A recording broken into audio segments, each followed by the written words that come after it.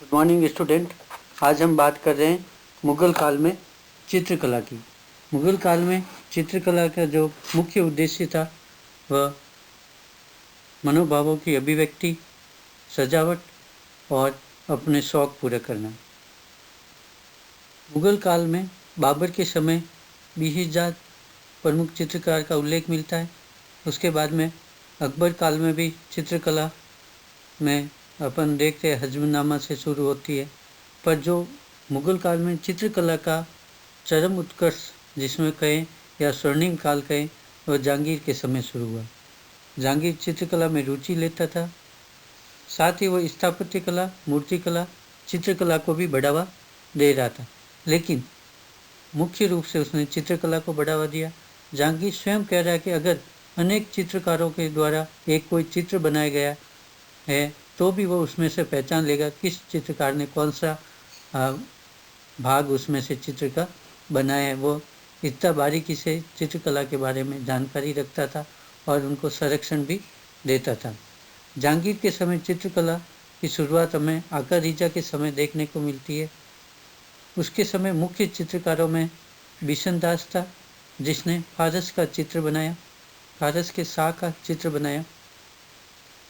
दूसरा प्रमुख चित्रकार था फारूक बेग जिसने बीजापुर के सुल्तान का चित्र बनाया, वह अपने साथियों का छवि चित्र बनाया।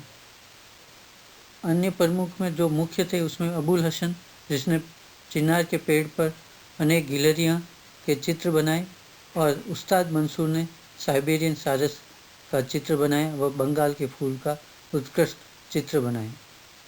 इस प्रकार देखें तो फारूक बेग ने छवि चित्रों में महत्वपूर्ण और उत्कृष्टता प्राप्त की, वहीं अबुल हसन ने प्रकृति के चित्र के पेड़ पौधों को बताया, साथ में गिलहरियों का चित्रण किया।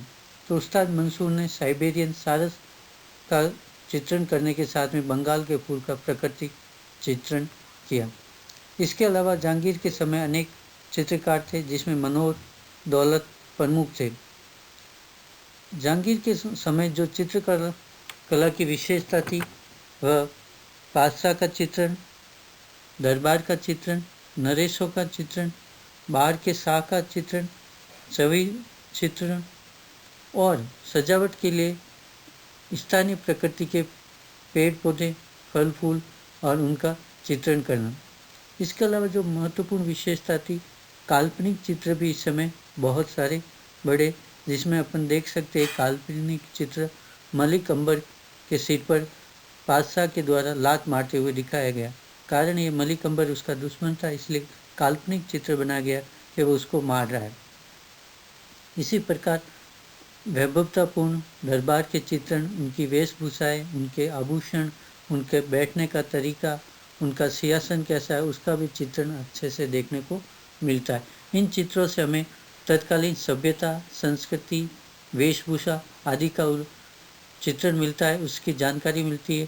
बीजापुर के सुल्तान का भी चित्रण से वहाँ की वेशभूषा और वहाँ की संस्कृति, बैठने का तरीका, दरबार में किस तरीके से बैठा जा रहा है उसका चित्रण। वहीं फारस के शाह का चित्रण से वहाँ की वेशभूषा, वहाँ के अलंकरण, वहाँ की सजावट, वहाँ के आभूषण और वहाँ की जो वेशभूषा में विभिन्नताएँ थी भारतीय वेशभूषा से, वह स्पष्ट रूप से झलकती हमें दिखाई देती। इस प्रकार चित्रों से पूर्ण सभ्यता और संस्कृति की जानकारी मिलती है। पर कुछ लोग इतिहासकार कहते हैं कि जहांगीर के समय यूरोपियन प्रभाव अधिक बढ़ गया था, इसलिए कुछ इतिहासकार कहते हैं कि जहांगीर के समय जो मुग़ल चित्रकला की आत्मा थी उसमें कमी आई और यूरोपियन प्रभाव बढ़ा। पर वास्तव में देखें तो चटक रंगों का प्रयोग, सोने चांदी का प्रयोग होना, फल फूलों के रंगों का प्रयोग होना, प्रकृति का संयोग होना, किलों का दृश्य देना, इन सभी आधार पर अपन कह सके कि इस समय की जो चित्रकला थी वह उत्कृष्ट थी और मुग़ल काल में ये स्वर्णिम काल माना जा सकता है, जिससे हर सभ्यता संस्कृति की जानकारी हमें मिलती है। Thank you all.